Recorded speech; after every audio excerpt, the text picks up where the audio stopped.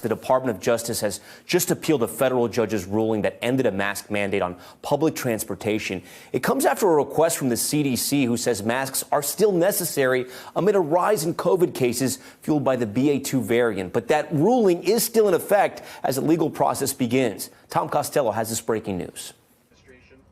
2 days after the federal mask mandate died in a Florida courtroom to the cheers of travelers nationwide, the CDC is still recommending people mask when traveling. The added uncertainty over whether the Biden administration would appeal the judge's order left many Americans confused. Difficult to navigate in terms of what we should do, shouldn't do, options that we have and don't have. Complicating matters, the national patchwork of masking regulations. While not required on planes, Amtrak, Uber, Lyft, and in most states, some cities with higher COVID cases are still requiring masks in mass transit settings, including New York. We watched for variants, they come, and now we're starting to see cases and hospitalizations go up. Nationwide, COVID is still killing 389 people every day. While down from 3,700 people per day back in February, it's still double last July's rate. Now, many families with kids who aren't yet vaccine eligible worry about packing into planes with people who aren't masked. Cynthia Link and her husband have an unvaccinated 14-month-old in L.A. with family in New York. Now, since the mask mandate's lifted, I won't fly with her. It doesn't feel safe and it doesn't feel fair. Infectious disease experts say nearly 3% of Americans are immunocompromised and at greater risk of infection. Michelle Nadine Baker has leukemia and had just gotten up the courage to travel to see a grandson she's never met. Now she's staying put. If there's someone next to me on the airplane without a mask, that really could be disastrous for me. With 2 million Americans flying every day and 34 million taking mass transit, public health experts worry a single judge's mask order could undermine public health nationwide. I think it'll have implications well beyond the simple issue of wearing masks on public transit. And I think we may be shooting ourselves in the foot in terms of our overall health and well-being. The bottom line on this DOJ decision to appeal this order from the federal judge essentially means nothing's going to change. Justice is not asking for a stay. This is the start of a very long legal process, with Justice trying to preserve the CDC's authority to respond to an emergency. If not this pandemic, then maybe the next one. Tom? Tom Costello for us tonight with those new developments. Tom, thank you. Next up, Moderna announcing that the company hopes to offer an updated COVID-19 booster by the fall. This new shot would be designed to protect against multiple variants of concern, including Omicron. For more on this latest development in the fight against COVID-19, we're joined now by Dr. Paul Burton. He's Moderna's chief medical officer. Dr. Burton, thank you for joining Top Story tonight. As simply as you can explain it, how do you get ahead of the coronavirus? How do you create a vaccine for a variety of possible variants that seem to change almost weekly? Tom, I think the answer is that, look, we have an exciting and important platform. We can bring together multiple different mRNAs into a single vaccine. And the results that we've announced this week are significant because we can take 2 of those mRNAs against the original COVID virus and against Omicron and put them into a single vaccine. And we can now get antibodies against Omicron and against multiple different variants. So this is an important development. But Dr. Burton, explain this to me, because some of the articles I was reading about this, I don't want to say criticized Moderna, but they were critical, saying that some of the tests you're running were for the beta variant, and we're all the way over at Omicron and BA2. So explain to our viewers how this still would help. Yeah, so Tom, this is a forerunner for our lead candidate that is also in development right now. So it's an important proof of concept. We can bring 2 mRNAs together, as I say, one against the original virus and one against beta. Now, what we find, though, Tom, is that when we then look for antibody levels, we're able to neutralize not only the original virus and beta, but also Delta and Omicron as well. So it's actually very important, because when you bring these 2 different mRNAs for 2 different variants together, you actually get a broad neutralizing capability, and that's very important for people. Your business is developing, selling vaccines. There is some resistance now after people have gotten 2 shots, they've gotten a booster, and they caught Omicron on top of that, to now get this second booster. What's the argument that Moderna gives to tell people, listen, we encourage this second booster because it's going to make things even easier whether you catch this or not? So Tom, look, even right now, people can get an additional booster, and I would definitely recommend doing that. I have had the booster. BA2 is on the rise. There's another cousin of BA2 out there that has even increased transmissibility. Omicron is still a bad disease if you catch it. We know that there's long COVID, there's the risk of diabetes, all sorts of other complications. So if you're eligible now, get vaccinated, get boosted. But we also believe, Tom, that the fall will bring with it the rise of another important wave of infection. So we need this new variant-specific vaccine booster ready for then to protect people. Do you think that people are going to have to think about the COVID booster the way we think about the flu shot in the United States? You know, some people, they get their flu shots every year. Sometimes people forget. Or do you think it's going to have to be more frequent than that? Well, I think, Tom, the data that we released this week are really encouraging because actually at 6 months after this booster, people have high antibody levels to Omicron. Now, that's important because I think that says for the first time we really might be able to get to a yearly booster shot. So I think even as we get to this so-called endemic phase of the COVID pandemic, I think people are going to need yearly shots. But I think the data we have now suggests that we will be able to get to that.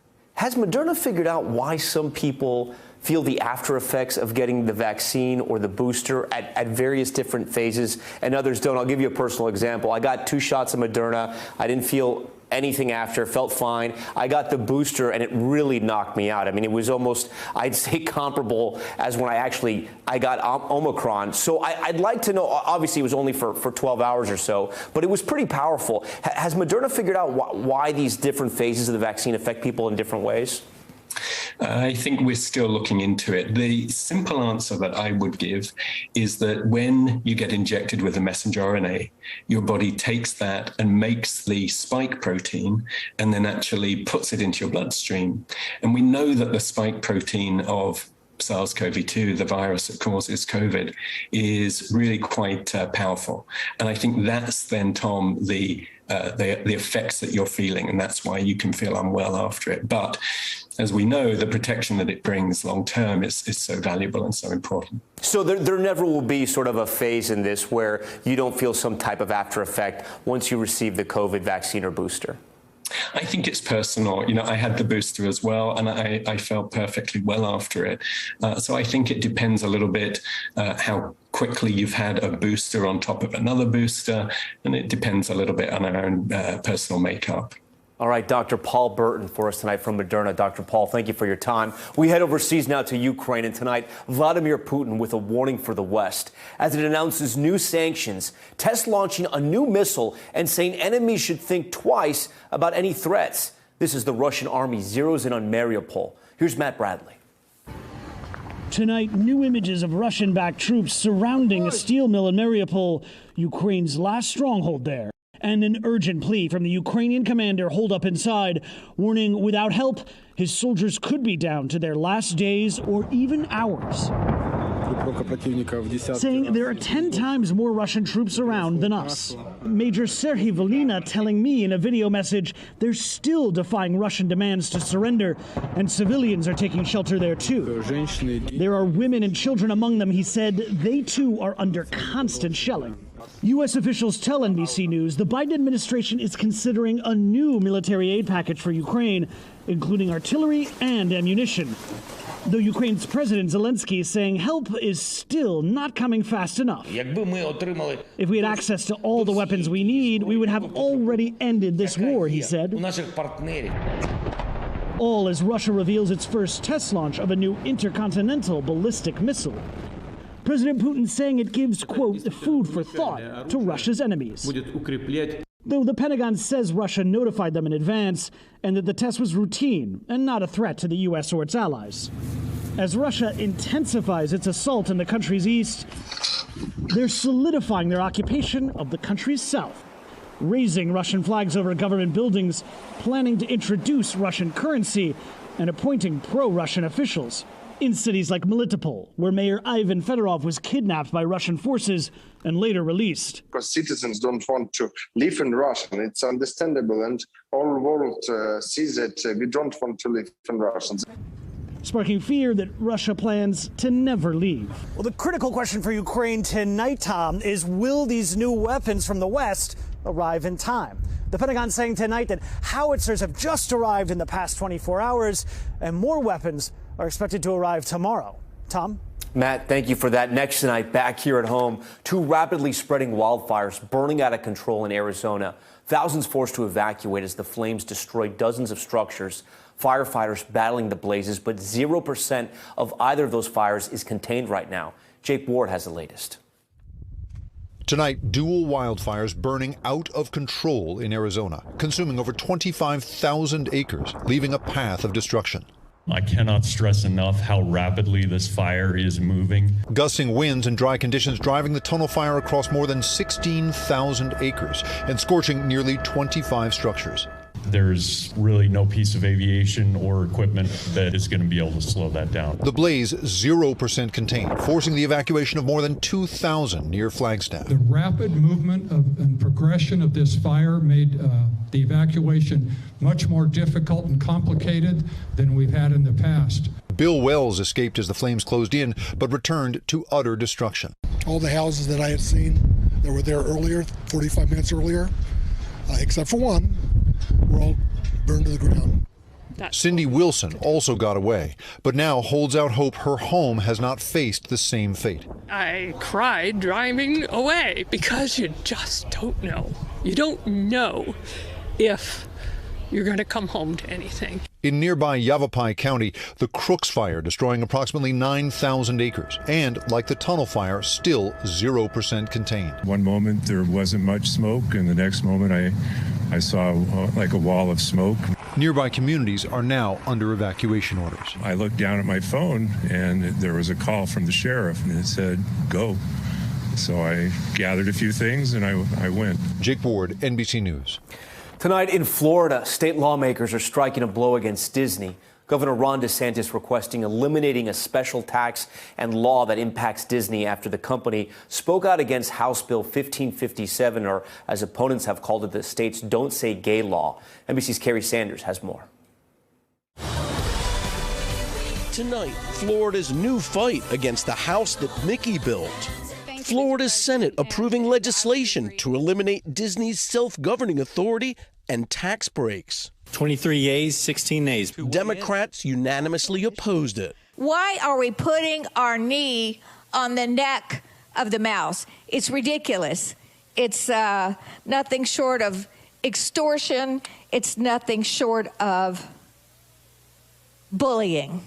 It's the latest chapter in a confrontation between Disney and Florida Republicans led by Governor Ron DeSantis, who pushed for the legislation after Disney called for the repeal of Florida's parental rights and education law, what critics dubbed the Don't Say Gay law that bans classroom discussion on sexual orientation and gender identity for children in kindergarten through third grade.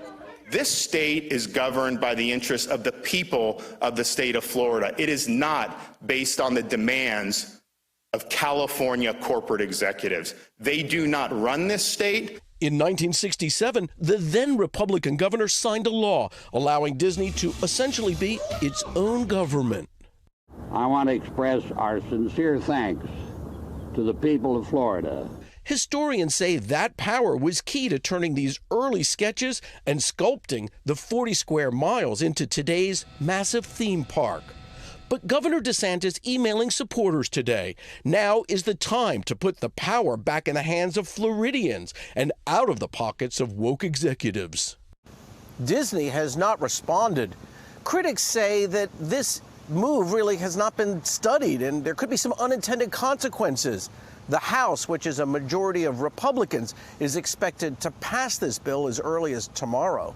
Tom? All right, Kerry, we thank you for that. As the weeks-long feud between the media giant and Florida's governor heats up, I want to bring in NBC News Digital national political reporter Mark Caputo tonight. He joins us now from Florida's capital, Tallahassee. Mark, thanks for joining Top Story.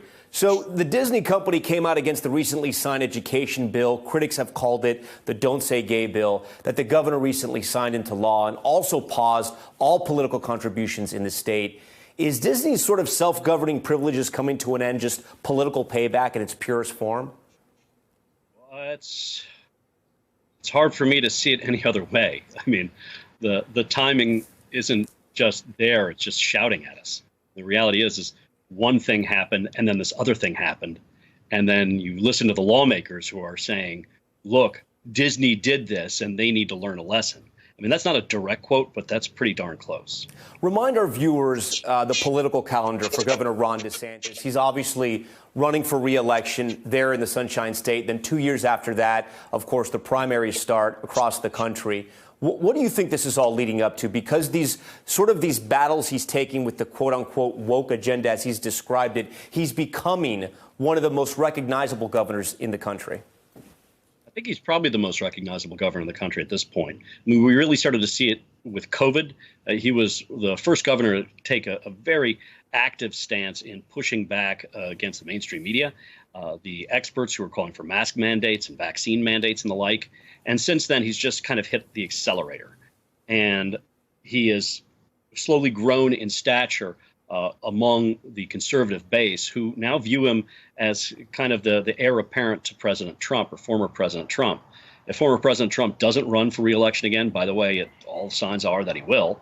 But if he doesn't, DeSantis is clearly kind of the crown prince. But until then, Trump is still kind of the king of the GOP. Now, in Florida, if you look at a lot of the polling, Republicans generally approve of DeSantis as much as they do of Donald Trump, if not more. So in the state of Florida, DeSantis really has a strong and powerful base. And that's one of the reasons he's able to exercise so much power in the legislature. Legislatures are composed of state senators and state representatives who have to listen to their constituents. It's a majority Republican legislature, and their constituents, by and large, the Republican constituents, love what Ron DeSantis is doing. If we study the 2016 primaries, right, we see how President Trump was so successful there. And then you look at somebody like Governor DeSantis, and you may be asking yourself, why would someone take on Disney? But, Mark, this is all part of the playbook, correct? If he goes into the Republican primaries, he can say he was a guy who took on Disney, their quote-unquote woke agenda, and he won. Right.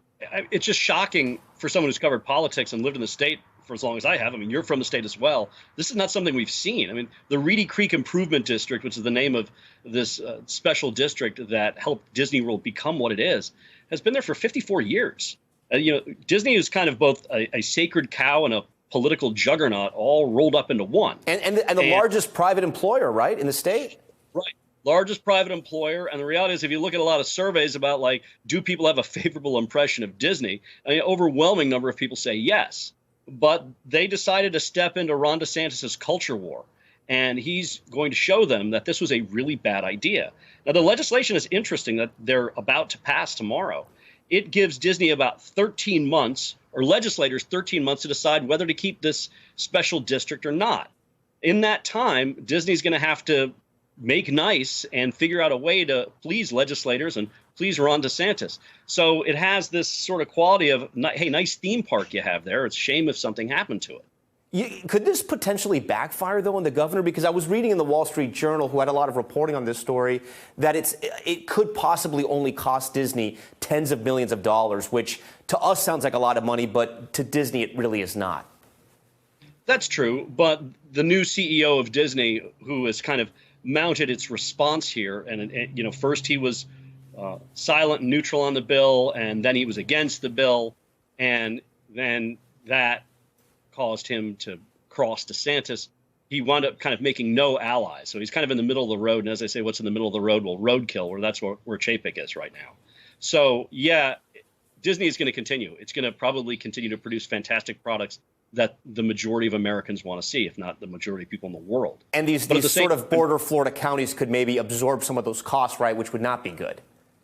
Yeah, that's true. If they dissolve this district, there's an issue of like, who's going to pay for the bonds? It's very complex, complicated stuff. It's going to take a long time to unwind. There's a possibility that Disney in the end, or Disney World in the end, this Reedy Creek Improvement District is kind of too big to unwind or too big to transfer. But so far, the unthinkable has happened. Like, lawmakers are about to pass legislation that, though in 13 or 14 months, are going to call for the end of it, It's just not something we'd seen before here. Mark, I know you probably don't want the title of Florida man, but I do have to call out the flex there. I do have to call out the flex of that background tonight in your interview. I appreciate it. I like looking at Florida tonight from your view there. Mark Caputo, one of our newest reporters at NBC News Digital. All right, Mark, thank you. Still ahead tonight, not guilty. A former Ohio doctor accused of killing his critically ill patients with high doses of fentanyl, acquitted on all counts. How the families of those patients are reacting. Plus, new details on the death of NFL player Dwayne Haskins. The surprising 911 calls that now reveal why he was walking on a Florida highway when he was struck by a dump truck. And ASAP Rocky arrested. The rapper taken into custody after arriving back in the U.S. with his pregnant girlfriend, Rihanna. What we know about the charges. Stay with us.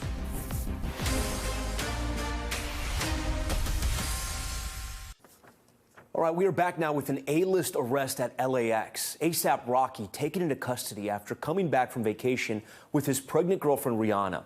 Police using a battering ram to enter and search his LA mansion. Isa Gutierrez has the details. Tonight, this video from TMZ showing a group of police officers battering the gate at the home of ASAP Rocky to serve a search warrant. Police say it happened while the rapper was being arrested at LAX Wednesday morning in connection to a November shooting in Hollywood. Rakeem Mayers, better known as ASAP Rocky, has recently made headlines as the father of Rihanna's first child. Police say the 33-year-old was arriving on a private plane from Barbados, where he'd been on vacation with the singer, when he was arrested for assault with a deadly weapon, with Rihanna by his side. His attorney confirmed to NBC News his client was arrested. Representatives for ASAP Rocky and Rihanna have not immediately responded to a request for comment. ASAP had been under investigation for a shooting that happened on the night of November 6th. A Wednesday press release from the LAPD described ASAP Rocky and the alleged victim as acquaintances and said it started with an argument that escalated and, quote, resulted in the suspect firing a handgun at the victim. According to police reports, the alleged shooting victim told police that ASAP, who was talking with two others, approached him and shot at him 3 or 4 times. He believed one of the bullets grazed his hand. Police say he sustained a minor injury and sought medical treatment, adding that ASAP Rocky and 2 additional males who they did not identify fled the area on foot. I'm not sure this is the only charge that he will receive. There could be other claims, other charges brought against him. Earlier this year, the world swooned over ASAP and Rihanna when they announced they were expecting. Rihanna recently opened up about their relationship to Vogue, saying she met ASAP at the VMAs in 2012. But things didn't get serious until 2020 during COVID lockdown. In 2019, ASAP Rocky was arrested after a fight on the street in Sweden between his entourage and 2 men. He was convicted of assault and served a month in jail. It caused diplomatic tensions and even a response from President Donald Trump. I have been called by so many people asking me to help ASAP Rocky. Tell us about how that could or wouldn't impact this situation. This is very interesting. It's a very interesting legal question. I think there's going to be probably a fight for his defense counsel to keep it out, but it's going to turn on California law and what a judge will allow in for the jury to consider. Isa Gutierrez, NBC News. All right, next tonight, we have a major update in a story we've been following here on Top Story. A doctor just acquitted of murder after he was accused of killing terminally ill patients with fatal doses of fentanyl and other drugs. Zincle Esemwa has more on this. Tonight, former Dr. William Husel, accused of killing 14 patients, found not guilty on all counts of murder. It's my understanding you have a verdict. Yes, we do, Your Honor. Prosecutors accused Husel of deliberately giving his patients who were terminally ill fatal doses of fentanyl and other drugs at Mount Carmel West Hospital in Columbus, Ohio from 2015 to 2018. This is not negligence. This is not reckless. This is on purpose. Prosecutors said he ordered 1,000 micrograms of fentanyl for multiple patients, 10 times the amount expert witnesses said was the norm. Nearly 50 witnesses took the stand in the 8-week trial, some family members of the victims. He killed my husband. And I realize that's your belief. No, it's not my belief. That's what happened. Several testifying that Husel convinced them their loved ones were brain dead, so they'd agree to remove them from life support. But defense witness Dr. Joel Zivat, a Georgia anesthesiologist, testified that giving patients fentanyl would not make sense if they were brain dead. I don't know why anyone would give fentanyl to someone that is dead. Husel's defense team arguing he was providing compassionate care to severely ill patients, many of whom were in their 70s and 80s. These folks were dying, actively dying, even on life support. What exactly did the defense have to prove to consider Husel not guilty?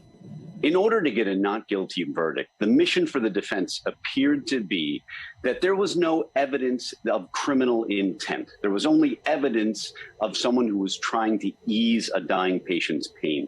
Dr. Zivat testified Husel's patients died from their medical conditions, not by the doctor's actions. You also state that the underlying medical state was the cause of death for these 14 patients. Does that apply to Bonnie Austin? Yes. Zivat replying yes to each name. The jury, originally deadlocked, deliberated for more than a week. It's my understanding you have reached an impasse. Unable to reach a unanimous decision until today. Find the defendant not guilty as the jury rendering Husel not guilty on all counts. All right, Zinclay joins us now live tonight. So, Zinclay, this trial has been highly watched. We've been covering it. What is the former doctor's team saying today, and what about the families of those who died?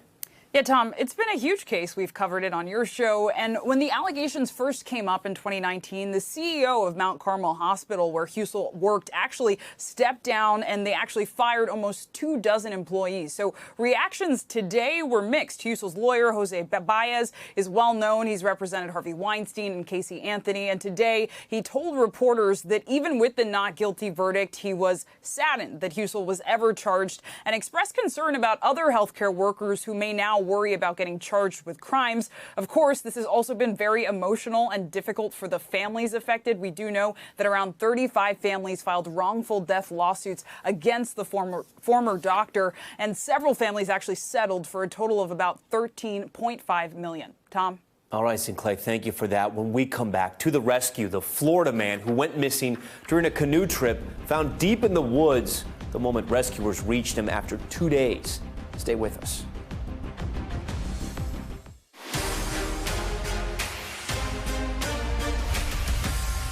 We are back now with Top Stories newsfeed, and we have new details on the death of Pittsburgh Steelers quarterback Dwayne Haskins. The Broward County Sheriff's Office releasing 911 calls today, including one from Haskins' wife. She told an operator he was stuck on the side of a Florida highway and had to walk to get gas. She became worried when he did not call her back. Haskins was killed earlier this month when he was hit by a dump truck on that highway.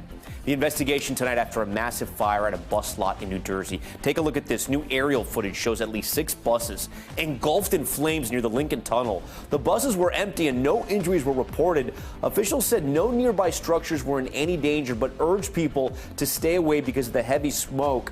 So far, no word yet on what caused all this. Next to the Florida man found safe after being stranded in a dense forest for about 2 days. New video showing the moment a search team found him somehow in those trees and airlifted him to safety. Police say the man went missing Sunday after his canoe flipped in Ocala National Forest. His 2 friends got back in the canoe, but he swam to shore and got lost in the woods. He was taken to a hospital and is expected to be okay. All right, next tonight, we have a scathing new report by authorities in New Mexico on that deadly movie set shooting, blasting the production company for serious flaws that they say contributed to the death of a cinematographer. Miguel Almaguer has more. The damning report from New Mexico's Occupational Health and Safety Bureau squarely blames Rust Movie Productions for the death of cinematographer Helena Hutchins and the near-fatal shooting of director Joel Souza. The highly anticipated investigation revealing the film's management knew that firearm safety procedures were not being followed on set and demonstrated plain indifference to employee safety. Actor-producer Alec Baldwin fired the deadly shot during rehearsal. With respect to firearms, management's culture when it came to safety was almost non-existent. With investigators concluding the tragic incident never would have happened if Rust Productions followed industry standards, the department's hundreds of documents noted over and over again the failure to implement basic firearm safety. I did not observe any safety or security issues at all. For his part, Baldwin's attorney says the report exonerates Mr. Baldwin by making clear that he believed the gun held only dummy rounds. But investigators say Rust Management ignored concerns of previous firearm misfires on set. We believe that they created an unsafe work environment that resulted in a fatality and serious injury. A spokesman for Rust says, "We disagree with the findings and plan to appeal." But tonight the investigation outlines a troubled set where safety did not come first. All right, Miguel joins us now from Los Angeles. And Miguel, to be clear here, this has no connection to the criminal investigation. So where do we stand with that? Well, Tom, as you know, that criminal investigation's been underway since October, and like the state report released today, more than a dozen witnesses have actually been interviewed in this case. The Sheriff's Department tells us tonight they believe their criminal investigation will be wrapped up in the next 10 days. After then, we'll know if any people or persons will face potential criminal charges. Tom? Miguel, thank you for that. Now to top stories, Global Watch, and the coal mine tragedy in Poland. Officials there say 2 methane explosions killed 5 people and injured more than 20 others.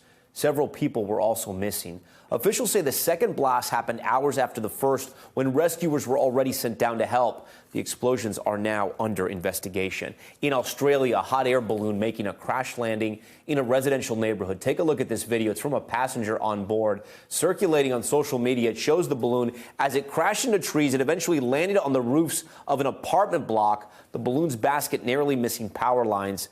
Luckily, none of the 12 people on board were injured. And Spain's seen its heaviest April snowfall there in 20 years. Heavy snow falling in the mountains near Madrid, dozens of roads closed, winter weather slamming the eastern part of the country. But the storm is expected to clear out by tomorrow. Okay, we want to turn back now to Ukraine as Russian troops advance their new offensive attacks along the country's eastern region. In the small town of Pisky in the Donbass, a platoon stands at the ready. They're preparing to defend the region once again along a shrinking front line. Sky News correspondent Mark Stone takes us there. We're just outside the Russian-held city of Donetsk. The front in this war stretches more than 300 miles. Well, we're just approaching the small town of Pisky, and it's right on the front line. The Russian soldiers are a kilometre or 2 ahead of us. We're with a unit holding one tiny part of a long line. Dotted all along it are towns and villages like Pisky. Not that there's much left of this place anymore, though. This is artillery? Yes. Mortar. This was home to 2 of the few civilians who have held out here. 2 days ago it was hit.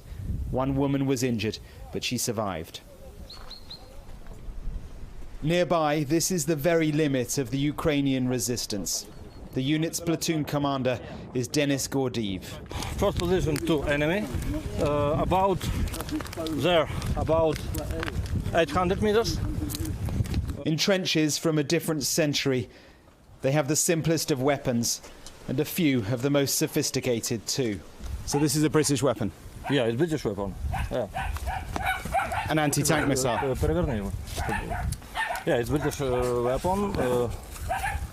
Like name Inlaw. Inlaw, yeah. It's very good weapon for me. Each one of these shoulder-fired missiles can take out a Russian tank. The mines, too, they hope, will stop a Russian advance here, but they can't stop the artillery. No. It's normally. Look, that all time. Like I said, all time. Now it's normally. Here in the Donbass, the lines were drawn many years ago. Since the Russians took Crimea in 2014, this has been contested, but they're digging deeper this time. It's my life. It's life of my children, my kids, my mother, my wife, and my people. Because I am Ukrainian. Enemy won't destroy my country. Yeah. Not only cities, not killing people, destroyed my nation. The Russians have regrouped on the land beyond. All their forces are now concentrated in this part of the country. It's not my country. Now we must change place. Okay. But this new offensive won't be quick. The assessment here is that these are just preliminary strikes for a much larger assault in the weeks ahead. Some of the soldiers have been here fighting and sleeping for the last year, tired and short of weapons, but on their own land, up against an invader. They believe they will win. Mark Stone, Sky News in Pisky, Ukraine. Still to come, when Harry met Hoda, the Duke of Sussex sitting down with our Hoda Kotb, what he's saying about his recent visit with the Queen, fatherhood, and his relationship with his own father and brother. We'll be right back. All right, we are back now with more from Hoda Kotb's exclusive interview with Prince Harry. The Duke of Sussex opening up about his recent visit with his grandmother, the Queen, life as a dad, and his mother, Diana. Kristen Dahlgren has the details. 2 years after stepping down as a working royal, Prince Harry sitting down with Hoda Kotb, talking about his recent visit with the Queen. What's the best thing about her? To be honest with you, it's her sense of humour and her ability to see the humour in so many different things. We have a really special relationship. We talk about things that she can't talk about with anybody else. So that's always a nice piece to it. As for whether he'll be back for her Platinum Jubilee, I don't know yet. There's lots of things with security issues and everything else. So this is what I'm trying to do, trying to make it possible that, you know, I can get my kids to meet her. he gushed about life as a dad. I've always wanted to be a dad. I've always wanted to have my own kids, and now I've got two little people who I'm responsible for, you know? He sidestepped questions about his own father and brother. Do you miss your brother, your dad?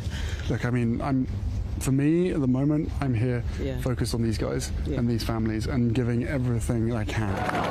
Harry and Meghan were in Europe for the Invictus Games for wounded service members, a cause close to his heart. In these moments, do you ever feel your mom's presence? For me, it's constant. It has been over the last 2 years, more so than ever before. It's almost as though she's done her bit with my brother, and now she's very much like helping me. He got him set up. Now she's helping me set up. I feel her presence in almost everything that I do now. Kristen Dahlgren, NBC News. And coming up, how a 10-year-old from Texas became one of New York's finest and the mission he's taken nationwide. We'll be right back. Finally tonight, one Texas 10-year-old is now part of New York's finest. He says it's all part of his mission to be sworn in as an honorary police officer for as many departments as he can, inspiring those on and off the force. For years, 10-year-old DeVarjay Daniel has dreamed of working in law enforcement. Of the office of police officer. Of police officer. His father says that dream was inspired by the kindness of officers to his family when Hurricane Harvey hit their Houston home in 2017. And so 3 officers brought him over there to us, and we thought, they were in trouble. But these 3 officers asked me if they can adopt the kids until they left the shelter because they couldn't get home to their own children and their families. And we said, okay. But unlike most 10-year-olds, DeVarjay can't wait until he grows up to join the force. In 2018, doctors told the family DeVarjay's brain and spinal cancer was terminal.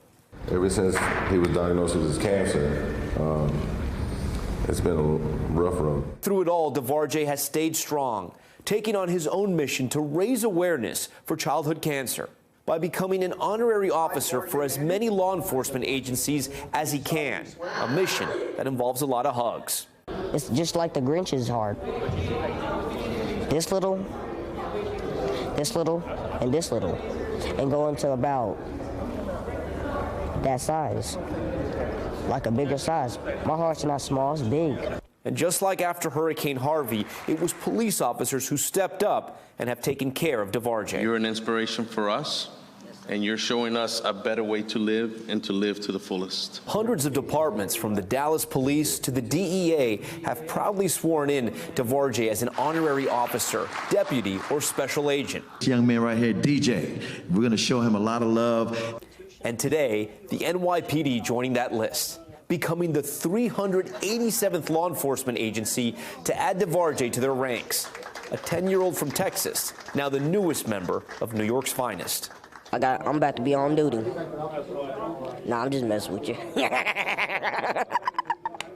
We'll take you on duty. All right, we'd like to thank our Houston and Dallas NBC affiliates for their help with that story. And thanks so much for watching Top Story tonight. I'm Tom Llamas in New York. Stay right there. More news on the way.